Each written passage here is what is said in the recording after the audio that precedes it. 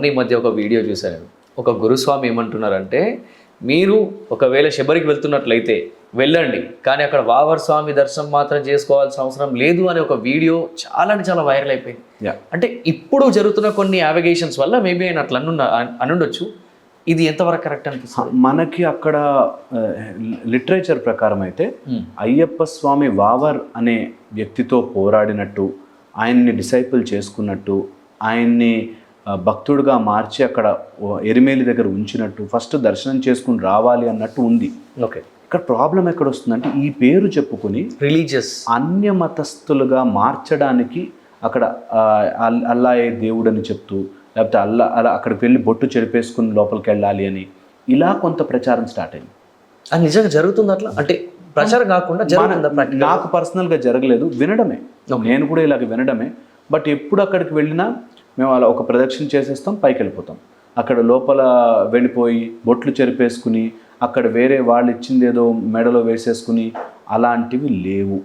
అలా ఎవ్వరూ చేయకూడదు. అయ్యప్ప స్వామి ఉన్నాడు కాబట్టి, మనకి వావర్ అనే ఒక స్వామి ఉన్నాడు కాబట్టి వావర్ని దర్శనం చేసుకోవాలన్నారు కాబట్టి చూసాం, దర్శనం చేసుకున్నాం, వెళ్ళిపోయాం. కానీ బొట్లు చెరిపేసుకుని కొంతమంది అక్కడ ఉండే అల్లానే దేవుడు అని చెప్పి, లేదు మాకు అయ్యప్ప దేవుడు, అల్లా కూడా అయి ఉండొచ్చేమో, బట్ మాకు పర్సనల్గా దీక్ష చేస్తాం, దీక్ష ఉన్నప్పుడు కాబట్టి అయ్యప్పే దేవుడు నాకు. అయ్యప్ప దేవుడు. నువ్వు మనకు బొట్టు పెట్టుకునే వెళ్ళాలి అయ్యప్ప దగ్గరికి, మనకి ఈ వస్త్రములోనే వెళ్ళాలి అయ్యప్ప దగ్గరికి. అలాంటి నువ్వు బొట్టు చెరిపేసుకుని వెళ్ళాలి, లోపలికి వెళ్ళాక అల్లా దేవుడని నువ్వు నమ్మాలి అని అంటే కానే కాదు. అలా ఉంటే మాత్రం ఖచ్చితంగా రిజెక్ట్ చేయాలి. ఇవి స్లోగా మీరు నమ్మరు. శబరిమలైకి ఎరిమేలికి ఇంకొక 2 కిలోమీటర్లు ఉందనగా పెద్ద పెద్ద పెద్ద పెద్ద చర్చిలు. ఓకే, పెద్ద పెద్ద చర్చిలు. అక్కడి నుంచి ప్రచారం చేసేవాళ్ళు కూడా కొంతమంది ఉన్నారు.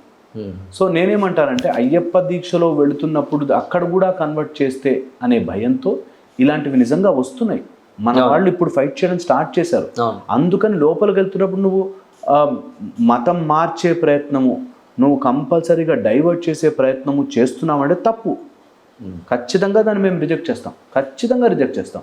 అట్ ద సేమ్ టైమ్ మనకి ఇన్స్క్రిప్షన్స్లో ఉన్నాయి కాబట్టి, వావర్ అని ఉంది కాబట్టి మనం అయ్యప్ప స్వామి కోసం దండం పెట్టుకుంటాం. అదే మన ఇప్పుడు శరణ ఘోషలో కూడా ఖచ్చితంగా వావర్ స్వామి శరణమయ్యప్ప కాబట్టి దండం పెట్టుకుంటాం అంతే. మనం మారం, మన బొట్టును చెరపము. మనం అదేదో అక్కడికి వెళ్ళాక మనం వాళ్ళలా మారిపోవాలి అన్నది వెరీ వెరీ రాంగ్. అది అస్సలు రిజెక్ట్ చేస్తాం.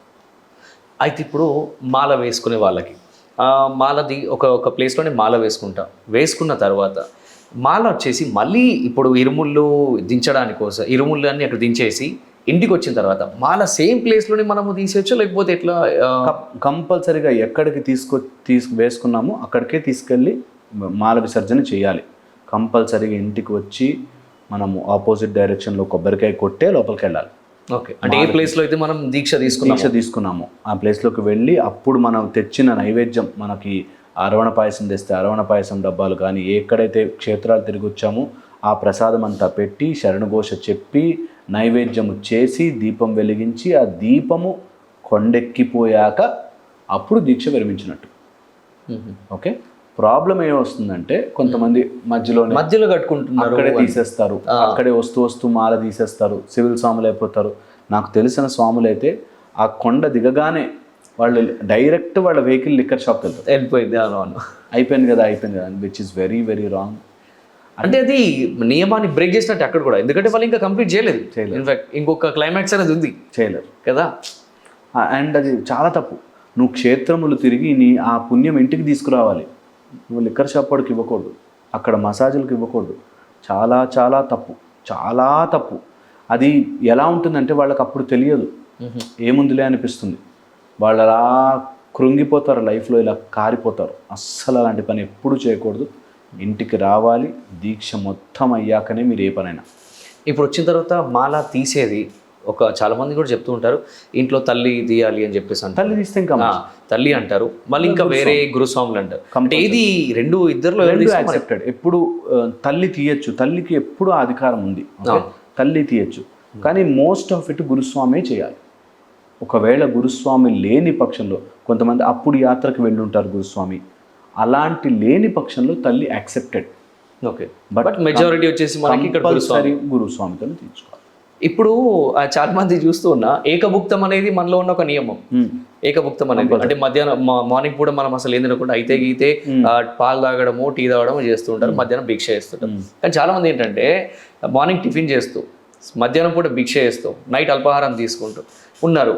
సో ఇట్లా ఉండడం వరకు వాళ్ళు ఇచ్చే ఎక్స్ప్లెనేషన్ దీనికి ఏంటంటే దేవుడు మన కడుపు మార్చుకోమనలేదు కదా అని చెప్పి దేవుడు నన్ను కడుపు నిండా తినమన్నాడు అన్నారు. సరే ఇట్లా కూడా ఒప్పుకుందాం, కానీ నియమంలో అది లేదు కదా. లేదు, ఏకభుక్తమే.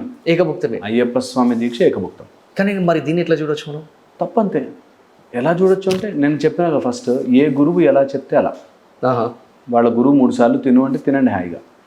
కానీ రూల్ ప్రకారం అయితే ఆ గురువు ఖచ్చితంగా కరెక్ట్ చెప్పాల్సిన అవసరం ఉంటుంది, లేదా గురువు నాశనం అవుతాడు. ఒక గురువు తప్పు లీడ్ చేస్తే ఆ గురువుకే ఆ పాపం, వీళ్ళందరి దీక్ష పాపం ఆయనకు అంటుతుంది. అందుకే గురుస్వామి అనేది బాధ్యత.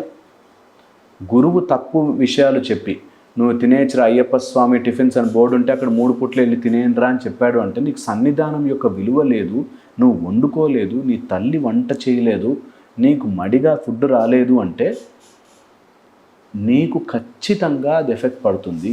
3 పూట్ల తినేసేసి 3 పూట్ల భిక్షని చాలా చాలా తప్పు. ఏకభుక్తమే, 1 పూటే తినాలి. ఇంకోసారి పలహారం చేయొచ్చు. ఇప్పుడు పూజలు కూడా రాత్రి వెళ్తే అన్ని రకాల 12 గంటలు అవుతుంది ఒక్కొక్కసారి కొన్ని పూజలు. వెరీ రాంగ్ అండి, అది అసలు యాక్సెప్టే చేయకూడదు. 12 గంటలకి తినేసేసి అన్ని రకాలు నాకు దానికి అది ఎలా చెప్తాము? ఎంతమందిని అర్థం చేసుకోగలుగుతారు? ఇంత వీడియో చేస్తున్నామా, దీనిలోంచి ఒక తప్పు మాట వెతికి అందులోంచి ఆ తప్పు గురించి మాట్లాడతారు. కానీ ఇది నిజం కదా, మేము చేయకూడదు కదా అని ఎవరికి వాళ్ళు మారలేరు. 3 పూట్ల తినేసేసి అక్కడ అయ్యప్ప స్వామి హోటల్ అని ఉంది కాబట్టి అందులోకి వెళ్ళిపోయి తినేసేసి అది రాంగ్ స్వామి. అలా చేయకూడదు. ఏకభుక్తం. ఇంకోసారి మరీ ఆకలేస్తే కొంతమంది పని చేసేవాళ్ళు ఆకలి పండ్లు అట్లా పండ్లు ఫ్రూట్స్ లేకపోతే అల్పాహారమే, అల్పముగా తినే ఆహారం, లేదు ఫుల్గా కడుపు నిండా తినేసేది కాదు. ఇది రూల్. ఇంకా దీనిపైన ఎవరైనా డిఫెండ్ చేస్తూ మా గురువు అట్లా చెప్పాడు తినచ్చు ఆకలి మార్చుకోమని ఎవరు చెప్పలేదు. ఎక్కడ మాడడం వేరు, నువ్వు కడుపు నిండా తినేసి 3 పూట్ల తినడం వేరు. నువ్వు కడుపు మార్చుకోకు, 2 అట్టిపడి తినా నీ కడుపు మాడినట్టు కాదు. అది డాక్టర్ మీకు ఇంకా బాగా తెలిసి ఉంటుంది. ఖచ్చితంగా ఫాలో కావాలి. ఇది ఒక ఫస్ట్ 4-5 డేసే మీకు టెన్షన్. అవును, ఫస్ట్ 4-5 డేసే మీకు అయ్యో తినలేదు అనిపిస్తుంది. దాని తర్వాత ఎంత హాయిగా ఉంటుందో తెలుసా? మేము దీక్ష చేస్తాం కదా, ఎంత హాయిగా ఉంటుందో. నిజంగా మధ్యాహ్నం 1:30-2 తిన్నాక నైట్ మళ్ళీ 7 లోపల ఏదైనా ఫ్రూట్స్ తింటే మీకు ఎంత స్ట్రెంగ్త్ వస్తుందో, ఎంత శక్తి తెలియకుండానే వస్తుంది. అంటే దీనివల్ల గ్యాస్ ఇష్యూస్ కూడా వస్తాయి, గ్యాస్ ట్రబుల్ వస్తుందని కూడా అంటున్నారు కదా. ఒక 4 రోజులే, అన్ని రోజులు నీకు అలవాటై ఉంది కాబట్టి నీకు అది స్టార్టింగ్ అలా అనిపిస్తుంది. ఓకే, దాని వన్స్ ఇది లిమిటెడ్. ఇప్పుడు ఇట్స్ ప్రూవ్డ్. ఇప్పుడు నేనేమి కొత్తగా చెప్పాల్సిన పనిలే. ఇప్పుడు ఊరికే గూగుల్ ఇట్ ఇంటర్మిటెంట్ ఫాస్టింగ్ అని గూగుల్ చేయండి, వచ్చేస్తుంది అన్ని. ఎంత మీ కడుపును ఎంటీ పెట్టగలరో మీ సెన్సెస్ అంత బాగా పనిచేస్తాయి. ఇది రూల్, ఇది ఎవ్వరూ అబద్ధం లేదు. ఎప్పుడు అయ్యప్ప స్వామి చెప్పాడు, ఎప్పుడు మనం ఫాలో అవుతున్నాం, ఎప్పటికీ రిలవెంట్. అందుకే సనాతనమైనది ధర్మం.